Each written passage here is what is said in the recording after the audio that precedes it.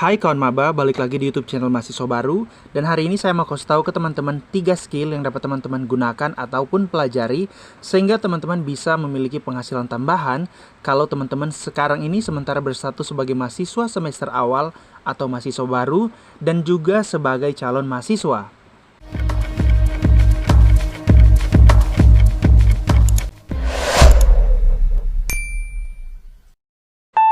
Sebelum kita lanjut, saya mau disclaimer dulu kalau video ini dibuat berdasarkan pengalaman pribadi saya di waktu saya menjadi seorang mahasiswa aktif. Skill yang pertama adalah penerjemahan. Ya benar, teman-teman tidak salah dengar, skill penerjemahan. Saya berlatar belakang sebagai seorang mahasiswa pendidikan bahasa Inggris di waktu itu, dan saya tergolong mahasiswa yang aktif dan juga penasaran di dalam semua kegiatan yang bersifat bahasa Inggris atau yang berhubungan dengan jurusan saya. Oleh karena rasa penasaran saya, maka saya terhubung dengan beberapa dosen dan teman-teman mahasiswa lainnya yang kemudian membuka peluang bagi saya untuk menjadi seorang translator, seorang interpreter, seorang pengajar, ataupun seorang liaison officer.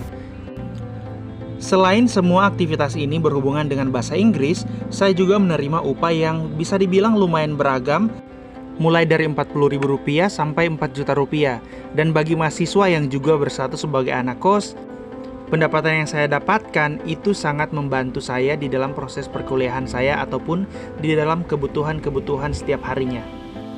Skill yang kedua adalah desain, dan umumnya saya menggunakan aplikasi atau software Adobe Photoshop.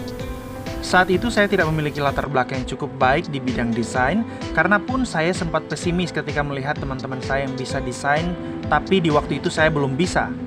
Tapi kembali lagi dengan rasa penasaran yang cukup tinggi, saya melewati proses dari tidak tahu, kemudian menjadi penasaran, kemudian belajar, mulai tertarik, mulai bisa membuat atau menghasilkan desain, sampai di tahap di mana desain-desain saya itu dipakai untuk kegiatan organisasi, kegiatan kampus ataupun di luar kampus, dan juga desain saya itu sempat dibayar dengan harga berkisar Rp200-Rp500.000 dalam totalnya. Skill berikutnya adalah public speaking. Menjadi seorang mahasiswa di jurusan pendidikan bahasa Inggris, itu artinya saya akan menjadi seorang guru di masa depan nanti. Kegiatan akademis dan non-akademis yang saya ikuti di saat itu membuat saya menjadi terlatih untuk berbicara di depan umum. Oleh karena itu, public speaking bukanlah hal yang baru di telinga saya.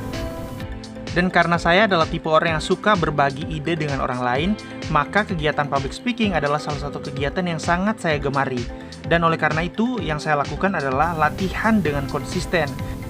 Dengan latihan dan pengembangan diri yang saya terus lakukan, saya mendapatkan kesempatan untuk menjadi speaker di beberapa event, menjadi motivator untuk junior, menjadi juri di salah satu kompetisi yang diadakan di kampus, dan bahkan juga saya punya kesempatan untuk menjadi seorang pembicara untuk membawakan materi training di salah satu organisasi yang saat itu saya ikuti. Di akhir video ini, saya mau bilang ke teman-teman kalau teman-teman punya skill yang masih sementara teman-teman asah, terus lakukan hal itu dan konsisten dengan waktu serta usaha yang teman-teman lakukan. Karena pada akhirnya, uang atau hasil akan mengikuti usaha yang sudah kita lakukan. Sampai di sini dulu video hari ini, semoga teman-teman bisa dapat inspirasi ataupun informasi yang bermanfaat dari video ini.